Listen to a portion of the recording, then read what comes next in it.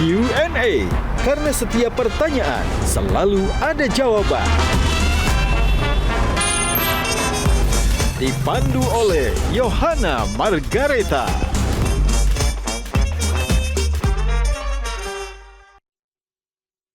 Dipersembahkan oleh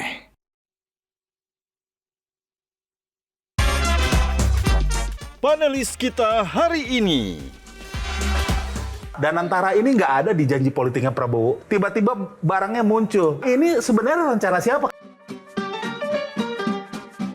Awal-awal jadi Menko, saya sebenarnya agak protes dua hal waktu itu, Prof. Satu soal Papua, yang kedua soal pembubaran Ormas. Wah. Waktu mundur dari Menko, kekayaan Pak Mahfud berapa? Ada salah satu petinggi negeri bilang, wah ini nih calon-calon presiden nih, anak-anak dari presiden sebelumnya gitu menurut saya. Itu what kind of demokrasi sih? Dia ini menjadi korban dari sebuah persekongkolan untuk diumpankan sekarang. Dia terlibat dalam sebuah mafia. Ini ingin ada yang mengambil alih mafia ini. Ada dugaan yang Pertamina juga begitu.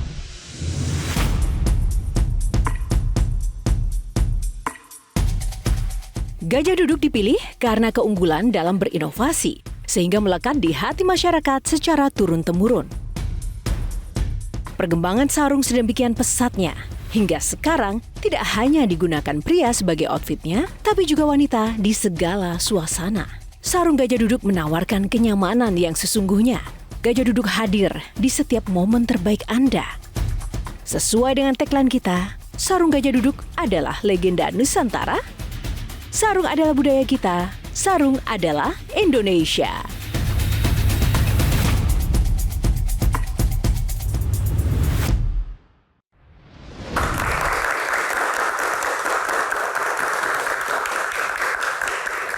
Halo pemirsa, apa kabar? Kembali berjumpa bersama saya Yohana Margareta dalam program spesial Metro TV Q&A. Karena setiap pertanyaan selalu ada jawaban.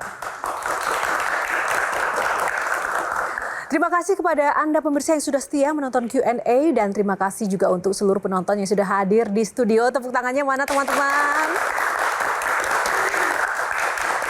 Dan seperti biasa, setiap malam kami akan hadirkan sosok inspiratif yang istimewa. Sosok ini dikenal sebagai seorang pakar hukum tata negara yang pernah menjabat sebagai Ketua Mahkamah Konstitusi. Keahlian akademis dan juga intelektualnya di bidang hukum dan juga politik membawanya menjadi Menteri Koordinator Politik Hukum dan Keamanan di Kabinet Indonesia Maju periode tahun 2019-2024. Tentunya sosok ini tidak asing lagi bagi Anda mungkin masyarakat Indonesia. Langsung saja kita akan sambut dan juga undang bintang tamu malam ini, Profesor Mahfud MD. Lebih meriah lagi boleh? Prof, apa kabar Prof? Sehat? Baik, sehat. Say hi dulu buat pemirsa Q&A Prof. Halo. Prof, gimana? Sibuk apa? Kayaknya saya sering melihat Prof tuh seliweran di podcast. Udah jadi podcaster sekarang ya, Prof? Ya, punya apa untuk mengkomunikasikan gagasan dan mengadvokasi masyarakat melalui opini. Tapi saya sebenarnya juga di samping itu banyak kuliah di kampus kembali ke tugas asal. Kuliah di kampus, ketemu dengan anak-anak civil society gitu. Ketemu dengan dosen-dosen yang masih punya greget untuk berbicara masalah negara kita ini. Jadi saya banyak berkunjung ke kota-kota di luar Jakarta itu bertemu dengan mereka, kuliah umum dan sebagainya. Tepuk tangan buat Prof. Silakan Prof, langsung saja kita akan berbincang lebih lanjut lagi di Q&A kali ini. Senang sekali bisa berjumpa di ruang Q&A setelah mungkin tahun 2024. Sibuk ya Prof? Iya. Di urusan politik begitu. Nah, tapi kali ini ada aturan mainnya Prof. Sebelum kita membahas ada 9 box, Prof boleh memilih nomor berapa di box yang terpampang ini. Di dalamnya akan ada tema-tema atau topik yang akan kita bahas. Yang pertama, box nomor berapa? Nomor 5. Nomor 5. Lagi viral. Itu di media sosial lagi viral kasus-kasus korupsi, Ya. Prof. Apalagi sudah muncul Liga Korupsi. Liga korupsi. Tanggapan Prof gimana? Ya, memang ekspresi kemarahan publik terhadap perkembangan korupsi yang sekarang gejalanya seperti permainan domino aja, muncul ini, ditutup kasus ini, yang ini hilang tidak selesai, tutup ini, dan seterusnya. Ini memang masalah kita, sehingga orang lalu menyebut liga korupsi kan, ini yang tertinggi, yang kedua ini, yang ketiga ini, nanti finalnya seperti apa kita belum tahu juga kan. Nah ini kan otomatis membuat pertanyaan publik ya, Prof. Jangan-jangan selama ini memang hanya tidak terbongkar saja, Prof? Oh iya, bukan hanya tidak terbongkar selama ini, tidak dibongkar. Sebenarnya gejala itu sudah ada kan, orang sudah tahu semua sejak dulu. Tapi jujur Prof, lebih parah atau enggak pasca 98? Menurut saya lebih parah. Lebih parah? Iya, daripada 98. Kenapa Prof? Gitu ya, kalau korupsinya ya. Iya, kita fokus ke korupsi. Di bidang lain mungkin kita bisa bicara lain. Nah, kita lihat dari anunya aja, pas sebelum 98 itu zaman Pak Harto kan, kita kritik dia, kita demo dia sampai jatuh karena KKN. Tapi korupsi di zaman Pak Harto itu terkoordinasi, yang mengkoordinasi Pak Harto sendiri, ya. Jadi dia misalnya APBN itu DPR nggak ikut nawar sampai satuan 3 kan kalau sekarang. Kalau zaman Pak Harto nih undang-undangnya, lalu korupsinya itu diatur di dalam kroninya Pak Harto, iya kan? Sehingga disebut pada waktu itu negara Orde Baru zaman Pak Harto itu disebut negara korporatis. Negara dibuat dalam jaringan Pak Harto, semua diatur, ada yang korupsi, ada yang diberi hak tertentu. Nah, yang korupsi itu diatur melalui penguasaan terhadap berbagai organisasi-organisasi menjadi sebuah korporatis. Nah, itu dikendalikan oleh Pak Harto, tapi zaman sekarang ini semua korupsi. Bukan hanya eksekutif. Dulu kita kaget kalau ada orang Mahkamah Agung, pengadilan itu korupsi itu ributnya bukan main dulu zaman Pak Harto. Nggak ada yang berani. DPR dulu nggak bisa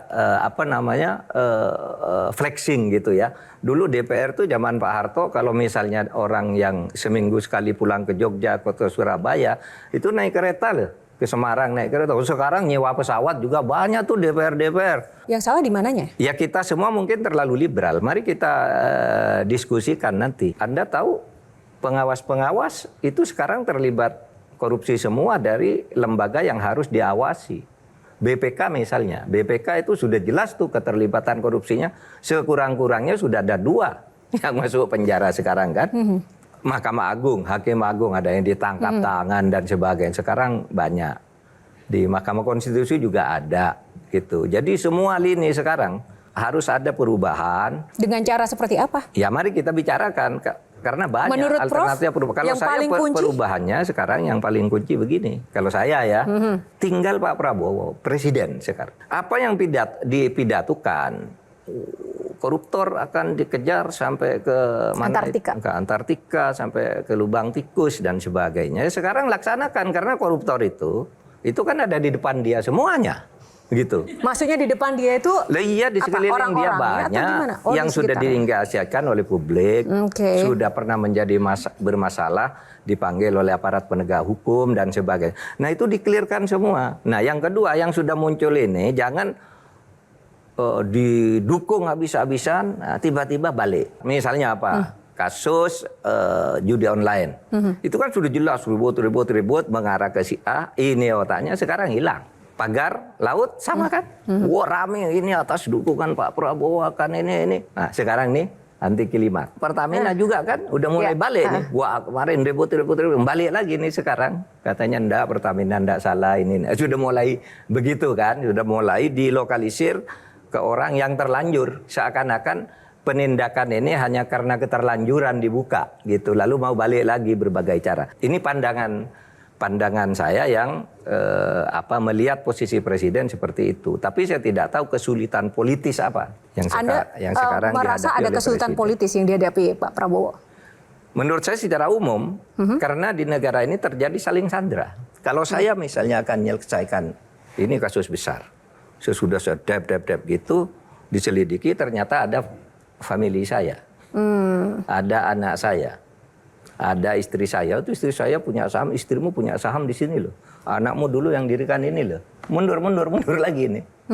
Dibelokkan ke orang yang sebenarnya kemudian apes. Bukan hanya, sehingga saya sering berpikir pemberantasan korupsi di negeri ini hanya kena terhadap orang-orang yang apes, bukan karena sebuah rencana Contoh kasus sekarang yang apes itu menurut Prof siapa? Ya yang ditangkap itu apes. Okay. Seperti siapa? Lurah Kohot itu siapa? Arsin ya itu apes. Yang ini Siahaan dan kawan-kawan ya apes gitu.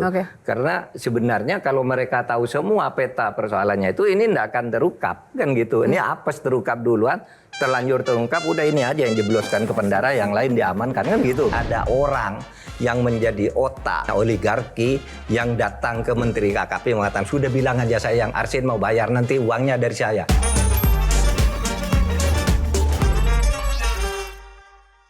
Dipersembahkan oleh Jelajahi cara baru mendapatkan informasi. Download Metro TV Extend sekarang.